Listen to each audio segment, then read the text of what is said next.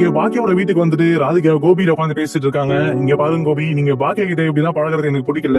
எனக்கு இன்னைக்கே ஒரு முடிவு தெரிஞ்சாகணும். ஒண்ணு என்ன டிவோர்ஸ் பண்ணுங்க, இல்ல அப்படின்னா நான் அந்த ஊரை விட்டு கிளம்புறேன். என் வீட்டை வந்து நான் மாத்திட்டு உங்களுக்கு கண்ணிலே தெரியாத மாதிரி தூரத்துல நான் போயிடுவேன் அப்படிங்கிற மாதிரி இங்க ராதிகா கோபியை வந்துட்டு ஒரு கட்டத்துல மிரட்ட ஆரம்பிச்சிடுறாங்க.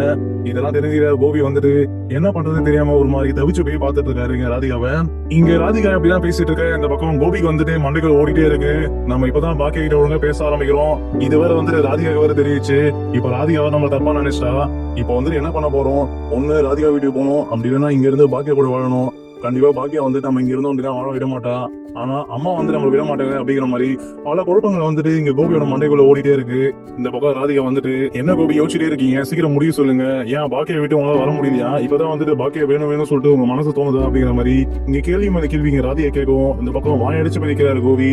என்ன சொல்றது தெரியாம, இது ராதிகா எனக்கு கொஞ்ச நாள் யோசிக்க டைம் கொடு அப்படிங்கிற மாதிரி சொல்லுவோம். இந்த பக்கம் ராதிகா வந்துட்டு இல்லங்க, நான் இதுக்கு முன்னாடி உங்களுக்கு யோசிக்க டைம் கொடுக்கல.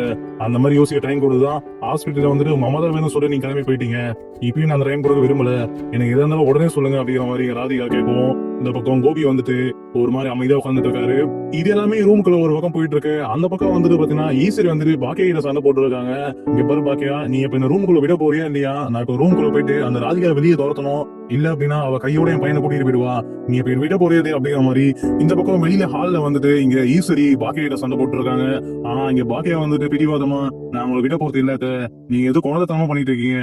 அவங்க புருஷன் அவங்க பொண்டாட்டி அவங்க எதுவும் பேசிக்கிறாங்க, வராங்க போறாங்க. நீ இதெல்லாம் கண்டு கூடாது. உங்க வேலை என்னமோ அதை மட்டும் பாருங்க. நீங்க எதுக்கு இதெல்லாம் தலையிட்டு இருக்கீங்க அப்படிங்கிற மாதிரி இங்க பாக்கியா ஈஸ்வரி கிட்ட பயங்கரமா சண்டை போட்டு இருக்காங்க. அதுக்கப்புறம் அந்த பக்கம் கமலா வந்துட்டு வீட்டுல உட்காந்து யோசிச்சுட்டு இருக்காங்க.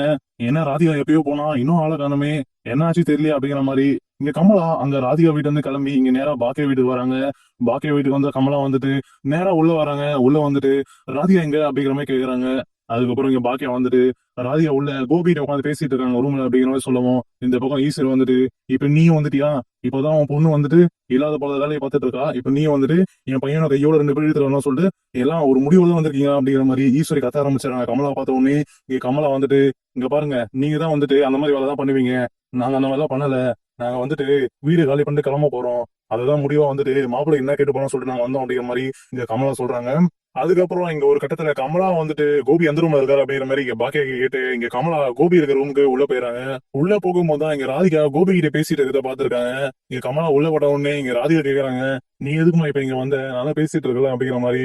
உடனே இந்த பக்கம் கோபி வந்துட்டு வாங்க உட்காருங்க அப்படின்னு சொல்றாரு. அதுக்கு கமலாவும் மாப்பிள்ள இப்ப நீங்க நல்லா விசாரிக்கிற மாதிரி நாங்க இல்ல, ஏற்கனவே ராதிகா உங்ககிட்ட கேட்டிருப்பான்னு நினைக்கிறேன். என் பொண்ணு கூட வந்து குடும்பம் நடத்தி அங்க இருக்க பாருங்க. இல்ல அப்படின்னா இந்த பாக்கியா கூட இங்கே இருந்துருங்க. 2 வாழ்க்கையும் வேணும் சொல்றது நீங்க நினைக்காதீங்க. முடிவா இப்ப நீங்க என்ன சொல்றீங்களோ அதுதான் இருக்கு. இல்ல அப்படின்னா நீங்க ராதிகாவை டிவோர்ஸ் பண்ணிடுங்க. நாங்க 2 பேரும் நாங்க மைய கூட்டிட்டு போயிட்டு நாங்க தனியாவே இருந்துக்கிறோம். நாங்க எங்கேயாவது போயிடுறோம். நீங்க இங்க இருந்து அசிங்கப்பட வேணாம். உங்க அம்மா என்னமோ அந்த பேச்சு பேசுறாங்க. நீங்களும் வந்துட்டு உங்க அம்மா பேச்செல்லாம் கேட்டுட்டு இந்த வீட்டை வந்து இருக்கீங்க. நீங்க ரொம்பவே அசிங்கப்பட்டிருக்கீங்க மாப்பிள்ள. நீங்க நான் வந்துட்டு உங்களுக்கு வேற எங்கேயோ வச்சிருந்தேன். ஆனா நீங்க எந்த அளவுக்கு பண்ணி சொல்லி நான் கொஞ்சம் கூட யோசிக்கல அப்படிங்கிற மாதிரி இங்க கமலா கோபி கிட்ட பேசுவோம். இந்த பக்கம் கோபி வந்துட்டு அத ராதிகா தான் புரிஞ்சாம பேசிட்டு இருக்கா, நீங்களும் அப்படி பண்ணிட்டு இருப்பீங்க அப்படிங்கிற மாதிரி கோபி கேட்கும். இல்ல மாப்பிள்ள, நாங்க புரிஞ்ச வரைக்கும் போதும். நீங்க ஒரு முடிவு சொல்லுங்க, இன்னைக்கே வந்துட்டு சொல்லுங்க. அது என்ன சொல்றீங்களோ அதை பொறுத்துதான் இருக்கு அப்படிங்கிற மாதிரி சொல்றாங்க.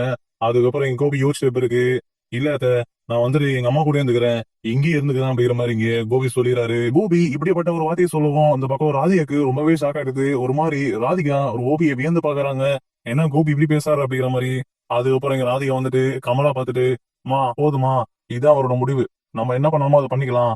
நம்ம முதல்ல வீடு காலி பண்ணுவோம், வா வேற வீட்டுக்கு போவோம். இதுக்கு மேல இவரோட சவகாசமே நம்ம இருக்கக்கூடாது அப்படிங்கிற மாதிரி ராதிகா சொல்லிட்டு கமலோட கையை பிடிச்சிட்டு ரூம்ல இருந்து வெளியே எடுத்துட்டு வராங்க. வெளியே எடுத்துட்டு வருவோம். அந்த பக்கம் கோபி வந்துட்டு ராதிகா ராதிகா சொல்லிட்டு பின்னாடி கத்திட்டு இருக்காரு. அதுக்கப்புறம் ராதிகா எதுவுமே காதுல வாங்காம கமலா கூட்டிட்டு வேகமா வந்துட்டு வெளியே போறாங்க. வெளியே போவோம். இந்த பக்கம் ஈஸ்வரி இருந்து வந்துட்டு என்ன கோபி என்னாச்சு, அவையும் அப்படி போறான், என்னமோ கமலா இழுத்துட்டு அப்படி கேட்கவும். இல்லம்மா, அவன் வந்துட்டு 2 பேரும் என்ன கூப்பிட்டாங்க வீட்டுக்கு, நான் வரமாட்டேன் சொல்லிட்டேன். அத ராதிகா வந்துட்டு வீடு காலி பண்ணிட்டு வேற எங்கேயோ போக போறான் அப்படிங்கிற மாதிரி கோபி சொல்லுவோம். அந்த பக்கம் ஈஸ்வரி வந்துட்டு நல்ல முடிதான் எடுத்திருக்காங்க ரூபி, உன்னை நிம்மதியா இருக்கலாம் நீ இதுக்கு மேல அப்படிங்கிற மாதிரி ஈஸ்வரி சொல்லிடுறாங்க. அதுக்கு இந்த பக்கம் கோபி வந்துட்டு என்ன சொல்ல தெரியாம ஒரு மாதிரி நேர்ந்துருக்காரு. அதுக்கப்புறம் இங்க ராதிகா கோவத்தால வீட்டுக்கு போறாங்க. வீட்டுக்கு போன ராதிகா வந்துட்டு கமலா கிட்ட சொல்றாங்க, அம்மா நீ அண்ணன் கால் பண்ணி வீடு மாத்தத்தை பத்தி பேசு, நம்ம இன்னைக்கே வந்துட்டு வீட்டுக்கு மாத்திடுவோம்.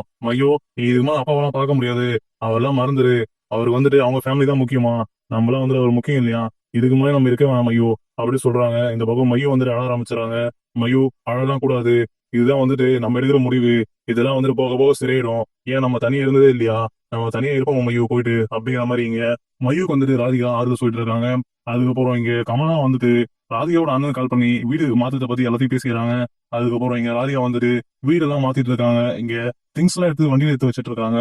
இங்க ராதிகா வீடு மாத்தி திங்ஸ் எல்லாம் எடுத்து வைக்கிறது அந்த பக்கம் ஈஸ்வரி வந்துட்டு பாக்கிய வீட்டு வந்து எட்டி பார்த்துட்டு இருக்காங்க. எப்படியோ அந்த ராதிகா வந்துட்டு இந்த தெருவுல இருந்து கிளம்பி போயிட்டா போதும் அப்படிங்கிற மாதிரி ஈஸ்வரி சந்தோஷமா வந்துட்டு அங்க ராதிகா வீடு காலி பண்றதை பார்த்துட்டு இருக்காங்க. அதுக்கப்புறம் இங்க ராதிகா எல்லா பொருள் திங்ஸ் எடுத்து வச்சுட்டு அங்க இருந்து கார் எடுத்துட்டு கிளம்புறாங்க.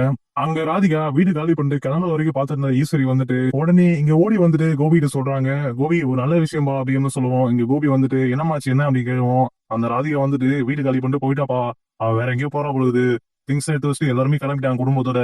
இதுக்கு மேல நீ இந்த வீட்டுல நிம்மதியா இருக்கலாம்பா என் கூட அம்மா கூட அப்படிங்கிற மாதிரி ஈஸ்வரி சொல்லிடுறாங்க. இதை கேட்ட உடனே இங்க கோபிக்கு ஷாக் ஆயிடுது. என்னமா சொல்ற அப்படிங்கிற மாதிரி இங்க கோபி அங்க ரூம்ல இருந்து வெளியே வந்து இங்க வாசப்படி நின்று ராதிகா வீடு எட்டி பாக்குறாரு. அப்பதான் அங்க ராதிகா வீடு தான் வந்துட்டு பூட்டி இருக்கு. அங்க ராதிகாவோட காரும் இல்ல. இங்க ராதிகா இப்படி எல்லாம் பண்றதை பார்த்த உடனே இங்க கோபிக்கு ரொம்பவே ஷாக் ஆயிடுது. அப்ப ராதிகா நம்ம கிட்ட உண்மையா சொன்னாலா வீடு காலி பண்ண போறோம், வேற வீட்டுக்கு போக போறோம் அப்படின்ட்டு.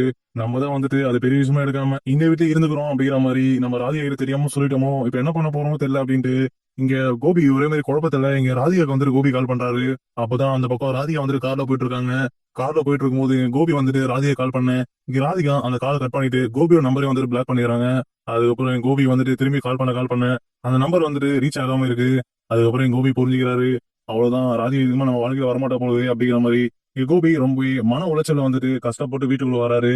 இப்போ பொறுத்து இருந்து பார்க்கலாம் அடுத்து இங்க கோபி என்ன பண்ண போறாரு. திரும்பி வந்துட்டு ராதிகாவை தேடி போவாரா இல்ல அப்படின்னா பாக்கிய கூட இருக்க போறாரா அப்படிங்கிறதையும்